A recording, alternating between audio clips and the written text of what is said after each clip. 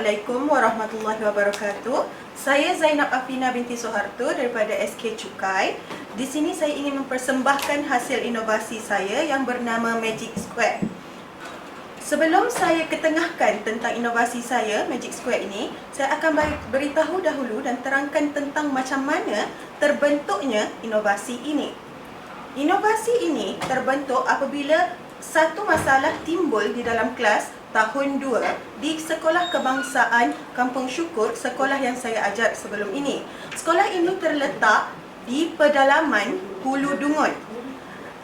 Di sekolah ini, murid hanya terdiri daripada 7 orang sekelas ataupun 12 orang sekelas. Kerana sekolah ini merupakan sekolah kurang murid. Namun begitu, walaupun bilangan murid yang kecil, murid ini tidak dapat menguasai tolak pinjam ataupun menolak dengan mengumpul semula. Disebabkan hal ini, saya berfikir dan saya merasakan masalah ini perlu diselesaikan dengan menggunakan bahan maujud kerana mereka lebih menyukai bahan-bahan yang berbentuk maujud dan boleh disentuh dengan tangan, iaitu bahan hands-on. Masalah yang timbul dekat sini adalah apabila mereka masalah yang nyata, yang jelas yang dapat saya lihat adalah mereka tidak dapat menolak dengan mengumpul semula, dan yang kedua, mereka tidak memahami konsep pinjam.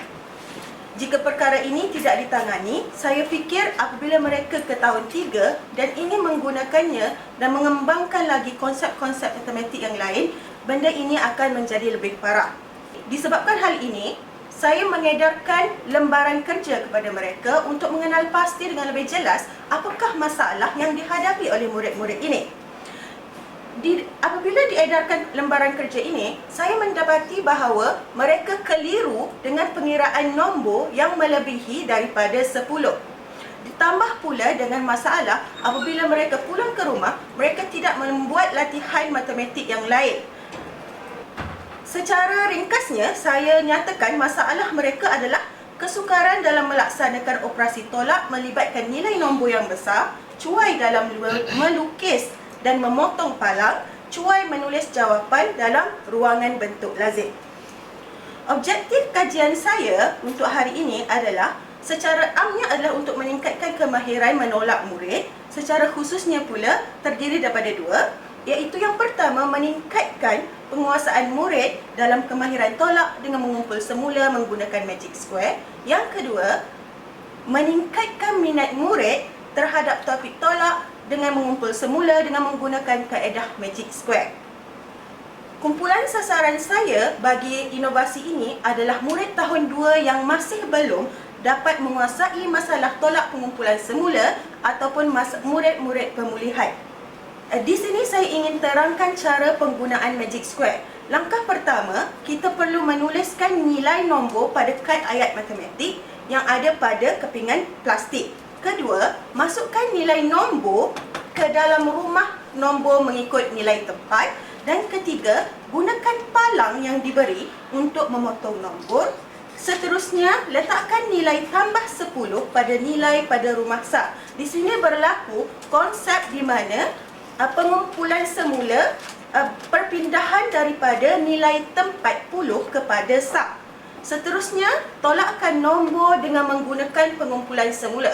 Konsep pengumpulan semula di sini adalah apabila nombor kecil menolak nombor besar, itu adalah tidak dibenarkan. Jadi meminjam dengan sebelah, dia akan memperolehi 10.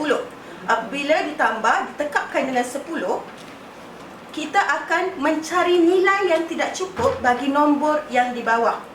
Contoh 15 tolak 9, 9 tidak cukup berapa untuk mendapat 15. Jadi dia perlu melukis bulatan di bahagian bawah. Itu adalah konsep kumpul semula yang ingin saya tekankan kepada murid-murid saya.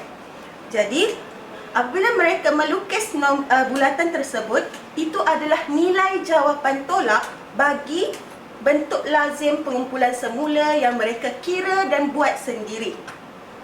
Akhir sekali, masukkan jawapan pada petak jawapan.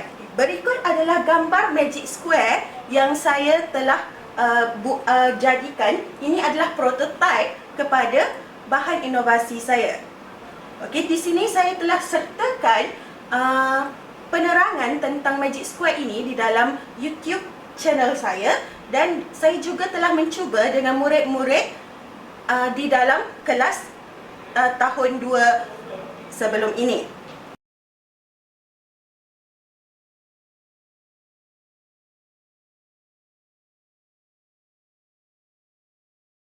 Untuk melihat kepada impak bagi penggunaan Magic Square ini, saya mendapati bahawa murid sangat menyukai barang hands-on ini, terutama sekali kerana barang ini bahan inovasi saya ini sangat mudah untuk mereka fahami, dan mereka suka untuk menggerakkan dan mereka menulis sendiri seperti mana mereka menulis di papan putih. Dan peningkatan penguasaan juga berlaku dengan ketara apabila mereka menggunakan Magic Square. Di sini, apabila saya telah menjalankan ujian POS, saya mendapati bahawa objektif saya tercapai. Objektif kajian saya tercapai. Objektif kajian pertama saya juga untuk meningkatkan penguasaan telah tercapai kerana murid telah dapat menyelesaikan masalah menolak pengumpulan semula. Dan bagi objektif soalan kajian kedua yang berfokus kepada peningkatan minat, di sini saya ingin pupukkan minat murid terhadap tolak kumpul semula kerana mereka lebih menyukai topik tambah berbanding tolak. Berdasarkan data pemerhatian dan temu bual saya yang dijalankan sebelum dan selepas intervensi, perubahan dan maklum balas positif murid ini membuktikan bahawa kaedah Magic Square ini amat sesuai dan berkesan untuk dijalankan kepada murid-murid yang terutama sekali murid pemulihan dan murid yang belum dapat menguasai tolak kumpul semula. Okey, berikut adalah hasil dapatan saya bagi 3 aspek. Aspek yang pertama, fokus pemerhatian saya adalah terhadap kemahiran murid dapat menjawab soalan tolak dengan mengumpul semula dengan betul. Sebelum ini, ketiga-tiga murid tidak dapat menjawab soalan tolak dengan mengumpul semula. Mereka hanya melihat kertas ataupun menconteng ataupun menolak yang nilai yang di bawah dengan yang di atas. Namun selepas menggunakan Magic Square, kesemua murid dapat menjawab soalan dengan betul. Aspek kedua, kemahiran yang saya ingin lihat, adakah murid memerlukan bantuan untuk menjawab soalan. Sebelum ini, murid sangat memerlukan bimbingan guru ataupun bantuan rakan untuk menjawab soalan tolak pengumpulan semula. Namun selepas itu, murid tidak lagi memerlukan bantuan untuk menjawab soalan kerana mereka telah pandai menggunakan Magic Square dan mereka boleh menterjemahkan Magic Square itu kepada bentuk lazim secara sendirinya. Yang ketiga, aspek ketiga adalah murid fokus ketika menjawab soalan. Ini adalah sangat penting, ini adalah kemahiran yang sangat penting kerana apabila murid fokus, sebelum ini murid 1 dan murid 3 tidak fokus ketika menjawab soalan. Namun selepas diperkenalkan dengan Magic Square ini, kesemua murid fokus ketika menjawab soalan. Tindakan yang saya lakukan adalah, sebelum ini saya kenal pasti tinjauan awal, saya membuat tinjauan awal dan mendapati murid menghadapi masalah dalam penolakan nombor melebihi 10. Kedua, saya membuat pelan tindakan untuk merancang apa yang perlu saya lakukan untuk mengatasi masalah ini. Jadi saya memerlukan data dan di sini berlaku pengumpulan data, iaitu dan kaedah intervensi yang saya gunakan adalah temu bual, pemerhatian dan analisis dokumen. Langkah ketiga pula, saya memperkenalkan Magic Square ini kepada murid dan saya menerangkan kaedah penggunaan hasil inovasi saya ini, dan murid mencuba dan berulang kali menggunakan Magic Square ini. Seterusnya, saya memberikan soalan lembaran kerja yang sama untuk dibuat selepas mereka mengenal Magic Square. Akhir sekali, murid menjawab dan melukis sendiri Magic Square ini. Ditambah lagi untuk meningkatkan kesahan data yang saya kumpul ini, triangulasi data yang saya buat adalah dengan menggunakan kaedah pengumpulan data yang digunakan seperti yang saya bagi tahu tadi, iaitu analisis dokumen, lembaran kerja murid sebelum dan selepas, pemerhatian berstruktur di mana murid sebelum ini murid menggaruk kepala, bermain, tetapi mereka telah bertambah fokusnya, dan akhir sekali saya sertakan dengan temu bual secara berstruktur. Akhir sekali, sebelum saya mengundurkan diri, ini adalah hasil inovasi saya, iaitu Magic Square, dan saya harap inovasi ini dapat dikembangkan lagi kepada untuk lebih jauh lagi. Akhir sekali saya ingin memberikan penghargaan kepada